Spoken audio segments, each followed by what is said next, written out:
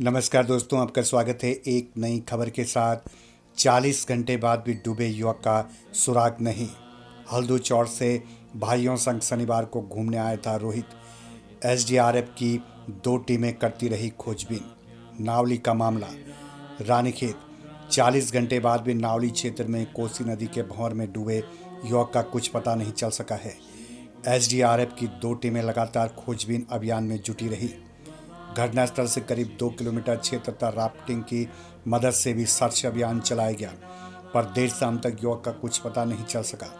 युवक का पता न चलने से स्वजन, स्थानीय लोग व एसडीआरएफ के जवान भी हैरत में हैं।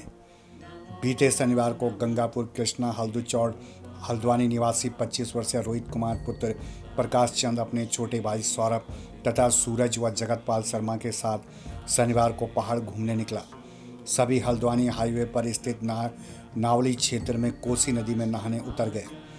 गहराई व भंवर से अनजान सभी युवक कोसी में नहाते रहे। दोपहर 2 बजे एकाएक रोहित भंवर की जद में आकर कोसी नदी में डूबता चला गया। साथियों ने उसे बचाने का काफ़ी प्रयास किया, पर उसका कुछ पता नहीं चल सका। रविवार सुबह एसडीआरएफ की 2 टीमों ने एक बार फिर सर्च अभियान चलाया, पर कोसी के भंवर में डूबे युवक का कुछ पता नहीं चला। घटनास्थल पर पहुंचे कोसी नदी में डूबे युवक के पिता प्रकाश चंद तथा अन्य स्वजन दिन भर परेशान रहे। वहीं देर शाम रेस्क्यू बंद कर दिया गया। अब सोमवार सुबह फिर रेस्क्यू होगा।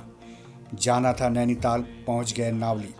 कोसी नदी में डूबा युवक तथा उसके साथियों को पहाड़ सैर सपाटे का कार्यक्रम बना तो सबको नैनीताल घूमना तय हुआ, पर नियति को कुछ और ही मंजूर था। रानीबाग हल्द्वानी पहुंचने पर एकाएक कार्यक्रम बदल गया। सभी लोग बाय भीमताल अल्मोड़ा हल्द्वानी हाईवे पर नावली क्षेत्र में स्थित कोसी नदी पर नहाने पहुंच गए। कुछ देर तक नहाने के बाद रोहित एकाएक भंवर में फंसकर ओझल हो गया। कुछ देर पहले तक सबके साथ रहने वाले रोहित बहुत दूर जा चुका था। रोहित की बात से सन्न हो गए सभी। नावली से पहले रोहित और उसके साथी कई अन्य जगह नहाने को उतरे, पर आखिरी में नावली क्षेत्र तय हुआ।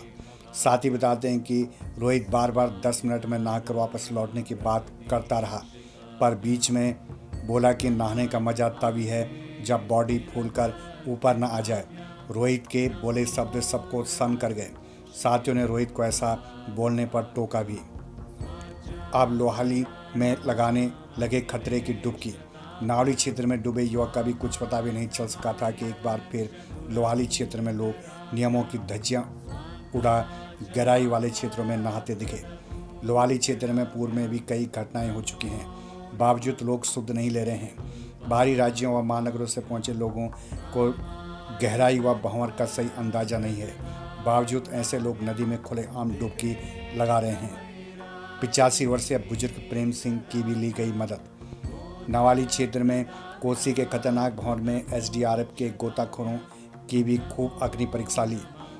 छड़ा में तैनात एसडीआरएफ तथा नैनीताल जिला मुख्यालय से पहुंची एसडीआरएफ की अतिरिक्त टीम ने नदी का कोना कोना छाना, पर कोसी का वेग तथा भंवर बार बार गोताखोरों से टक्कर लेता रहा।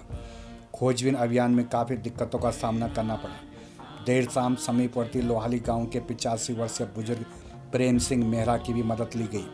राफ्ट के जरिए उन्हें डूब क्षेत्र तक ले जाया गया, बावजूद नदी में डूबे युवक का कुछ पता नहीं चल पाया। तो इस खबर के अनुसार स्पष्ट है कि 40 घंटे बाद भी डूबे युवक का सुराग नहीं।